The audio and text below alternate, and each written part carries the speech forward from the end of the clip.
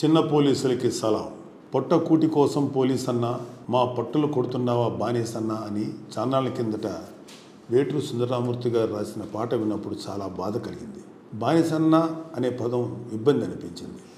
ఎందుకంటే మా నాన్నగారు కూడా యూనిఫామ్ సర్వీస్ నుంచి వచ్చిన వాళ్ళే. కవి ఏ ఉద్దేశంతో రాశారో కానీ నేడు పులివెందుల పెత్తందారు అతని బ్యాచ్ మాత్రం పోలీసుల్ని బానిసల్లాగే చూస్తుంది. తాము చెప్పిందే జగన్ పీనల్ కోడ్ JPC. ఆ ప్రకారమే నడుచుకోవాలని తమదైన ముద్రగల బంగారు లాఠీ పట్టుకుని కాకి సోదరుల్ని వేధిస్తుంది. నిజానికి పోలీస్ శాఖలో మరి ముఖ్యంగా కానిస్టేబుల్ SI CI స్థాయిలో ఉన్న వారివి థ్యాంక్లెస్ జాబ్స్. దొరగారు స్థాయిలో ఉన్న పెద్ద పోలీసులు చెప్పిన ప్రకారం చేయాల్సిందే. బందోబస్తు చేసినా, విచారణ చేసినా, ఏం చేసినా ముందుగా జనంతో మాటలు పడేది చిన్న పోలీసులే. పైవాళ్లు వారిపైన ఉన్న పెత్తందారుల నుంచి తిట్లు, చివాట్లు, పనిష్మెంట్లు తప్పవు. మనం ఇంట్లో అన్ని పండుగలు చేసుకుంటాం. న్యూ ఇయర్ సెలబ్రేషన్స్ నుంచి దీపావళి వరకు ప్రతి ఈవెంటు, పండగ మనం వదులుకోం కదా. మరి ఎప్పుడైనా పోలీసుల గురించి ఆలోచించారా? వారికి ఉగాదులు, ఉషస్సులు ఉన్నాయా? పోలీసులకి పండగలు, పబ్బాలు ఉండవు. ఇంట్లో శుభకార్యమైనా, ఏదైనా ఇబ్బంది కలిగినా సెలవు పెట్టి కుటుంబ బాధ్యతలు చూసుకోలేరు. ఎండైనా వానైనా, ఎంత అర్ధరాత్రి అయినా ఉరుకులు పరుగులు పెట్టాల్సిందే. ఇవన్నీ వారి డ్యూటీలో పార్ట్ అని చెప్పేయడం సులభమే. కానీ పోలీసుల మీద వైసీపీ పెత్తందారులు, అతని గోండా బ్యాచ్ స్వారీ చేయడం గురించి ఒకసారి తెలుసుకోవడం చాలా అవసరం. రాష్ట్రంలో 70,000 మంది దొరతనం కేటగిరీలోకి రాని చిన్న పోలీసులు ఉన్నారు. పులివెందుల పులకేశి గారు వచ్చాక వారి బతుకులు దుర్భరం అయ్యాయి. సదరు పులకేశి గారికి నచ్చిన వాళ్ళు, ఆయన తైనాతీలకు అనుకూలంగా లేని వాళ్లను వేధించడానికి పోలీస్ స్టేషన్లను కేంద్రాలుగా చేసుకున్నారు. కానిస్టేబుళ్లు, SIలు, CIలను వైసీపీ వాళ్ళు తమ చేతికర్రలుగా మార్చుకున్నారు. తప్పుడు కేసులు పెట్టిస్తూ, లాకప్లో చిత్రహింసలు పెట్టిస్తూ వాటి వీడియోలు లైవ్లో చూసి వికృతానందం పొందుతున్నారు వైసీపీ ఎమ్మెల్యేలు. లోకల్ పోలీస్ స్టేషన్లో జరిగే పంచాయతీలను ఎమ్మెల్యేలు లైవ్లో చూస్తుంటే CID స్టేషన్లో వేధింపులు, బాధుడిని ప్యాలెస్లో పెద్దలు చూసి వికటాట్టహాసం చేస్తున్నారంట. వికటాట్టహాసాలు చేస్తూ వికృతానందం పొందే ఈ వైసీపీ బ్యాచ్ వల్ల మాటలు పడేది, క్రమశిక్షణా చర్యలకు బలయ్యేది చిన్న పోలీసులు. చిన్న పోలీసులతో అడ్డమైన పనులు చేయించే ఉన్నతాధికారులకు ఏమీ పోదు. వాళ్ళు చక్కగా శనగలు తిని చేతులు కడుక్కుంటారు. ప్రజల దృష్టిలో పోలీస్ అంటే కానిస్టేబుల్, SIలే. ఎందుకంటే వాళ్ళకి కళ్ళ ముందు కనిపించేది ఎక్కువగా వాళ్లే కాబట్టి. అందుకే ప్రభుత్వం మీద కోపాన్ని కూడా వీరి మీద చూపిస్తుంటారు.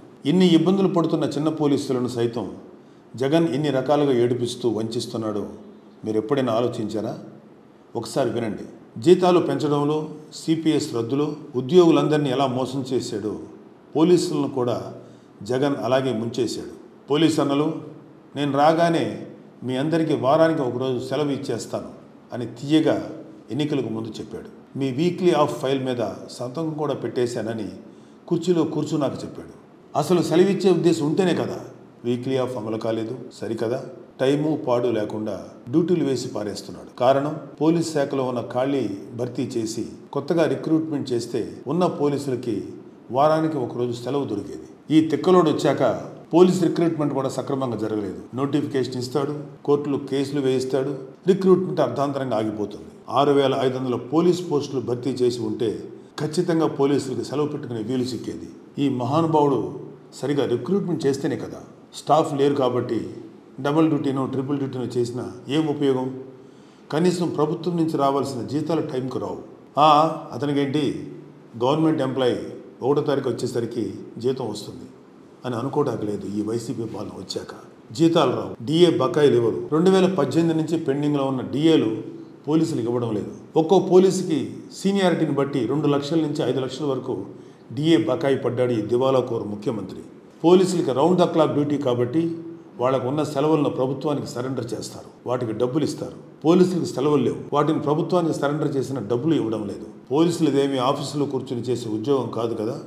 స్టేషన్ పరిధిలోనూ ఒక్కోసారి ఎక్కడికో బందోబస్తుకో, కోర్టు పై మీద తిరుగుతూ ఉంటారు. వారికి ట్రావెలింగ్ అలవెన్స్ నెలకి 2,000 రూపాయలు ఇస్తారు. ఈ ప్రభుత్వం ఆ అలవెన్స్ను కూడా నిలిపేసింది. రాష్ట్రంలో ఆర్మ్డ్ రిజర్వ్ పోలీసులకి, APSP బెటాలియన్ పోలీసులకు, యాంటీ నక్సల్ స్క్వాడ్కు అలవెన్స్లు ఇచ్చేవారు. మావోల ప్రభావం ఉన్న ఏజెన్సీలో వారు విధుల్లో ఉంటారు కాబట్టి బేసిక్ పేలో 15% ఇచ్చేవారు. గత ఏడాది జీవో ఇచ్చినా బేసిక్ పే ఇవ్వలేదు. ముఖ్యమంత్రి కానీ, మంత్రులు కానీ, ఎమ్మెల్యేలు కానీ ఏజెన్సీకి వెళ్తే కూంబింగ్లు, చెక్కింగ్లు చేస్తున్నారు. అంటే మావోల ప్రభావం ఉందనే కదా. మరి ఏ ఉద్దేశంతో అలవెన్స్ తొలగించారు? ఇంతకన్నా దారుణమైన విషయం మరొకటి ఉంది. DAలు, TAలు సరెండర్ లీవులు ఎగ్గొట్టేస్తున్నాడు అని పోలీసులు బాధపడే లోపే వాళ్ళు దాచుకున్న జీపీఎఫ్ డబ్బులు కూడా దోచేశారు. ఎవరైనా సరే తమ సొమ్ములు పోతే పోలీసుల దగ్గరికి వెళ్తారు. పోలీసుల ఖాతాలో ఉన్న డబ్బులే దోచేస్తే వాళ్ళు ఎవరి దగ్గరికి వెళ్ళాలి? దోచిన వాడు ఎవరో తెలుసు కదా, మన శివశివాని స్కూల్లో 10th పేపర్లు కొట్టేసిన వాడే. అలవాట్లు ఎక్కడికి పోతాయి? పోలీసుల జీపీఎఫ్ ఖాతాల్లోంచి మళ్లించేసిన మొత్తాలు 1 కోటో 2 కోట్లో కాదు, అక్షరాల 1100 కోట్లు. పోలీసులు తమ కుటుంబ అవసరాలకు, పిల్లల చదువులకు, పెళ్లిళ్లకు, వైద్యానికో దాచుకుంటూ ఉంటారు. ఆ మొత్తాన్ని తీసుకోవడానికి కూడా అవకాశం లేకుండా చేశారు. పోలీసులను ఆర్థికంగా ఇబ్బంది పెడుతున్న ఏలిన వారు కాకి సోదరుల ఆరోగ్యాలను కూడా కుదేలు చేస్తున్నారు. 80% మంది పోలీసులు బీపీ, షుగర్ లాంటి దీర్ఘకాలిక వ్యాధులతో బాధపడుతున్నారు. వ్యారికోస్ సమస్యలు, హృద్రోగ సంబంధిత బాధలు కూడా ఉంటున్నాయి. సిబ్బందికి తగిన వైద్య సదుపాయాలు, ఆరోగ్య శిబిరాల నిర్వహణ అనేది కూడా లేదు. ఎంప్లాయీస్ హెల్త్ కార్డులు కూడా చాలా ఆసుపత్రుల్లో చెల్లడం లేదు. అత్యవసరమైన వైద్యం చేయించుకొని బిల్లులు పెడితే కూడా డబ్బులు రావు. పోలీసుల బాధలు ఎలా ఉంటాయంటే, తమను పాలకులే దోచేసి వేధించేస్తున్నా పన్నెత్తు మాట అనలేరు. ఇదేమిటని ప్రశ్నించలేరు. ఇది అన్యాయం అని చెప్పుకోలేరు. ఇతర ఉద్యోగులు పైవారు నిలదీస్తారు. తమ సంఘాల ద్వారా ఒత్తిడి పెంచుతారు. అవసరమైతే ప్రజాస్వామ్య ధోరణిలో నిరసనలు చెప్పి సమ్మెకు సిద్ధం అవుతారు. పోలీసులకు ఆ హక్కు కూడా లేదే. ఉన్న పోలీసు అధికారులు, ఉద్యోగుల సంఘాలు సైతం వైసీపీ పాలకులకు జీ హుజూర్ అంటుంటే చిన్న పోలీసులు తమ బాధలు ఎవరికి చెప్పుకోవాలి? పోలీస్ సోదరులు, మీరు మీ కుటుంబ సభ్యులు ఒక ఆలోచన చేయండి. జగన్ మీ శ్రమను దోచేస్తున్నాడు, ఆర్థికంగా నష్టపరిచాడు, మీ ఆరోగ్యాలు గుల్లైపోతున్నా చలించడు. పైగా మీతో తన రాజకీయ అవసరాలకు తగ్గట్టు పని చేయిస్తున్నాడు. రేపటి రోజున ఏవైనా కేసులు వస్తే పోలీసులు ఇబ్బంది పడేలా తాడేపల్లి తానేషా, అతని వందిమాగదులు అధికారంలోకి వచ్చిన తొలి రోజు నుంచి పనిచేస్తున్నారు. గ్రహించండి. పులివెందుల నియోజకవర్గంలోని సింహాద్రిపురం పోలీస్ స్టేషన్లో ప్రకాష్ బాబు అనే ఎస్ఐని కొట్టిన వాడికి ఏం తెలుస్తాయి పోలీసుల కష్టాలు? పోలీసు కుటుంబం నుంచి వచ్చిన పవన్ కళ్యాణ్కి తెలుసు ఆ కష్టాలు. ఏ రోజైనా పోలీసులు ఇబ్బంది పెట్టేలా ఒక్క మాటని అన్నాడా?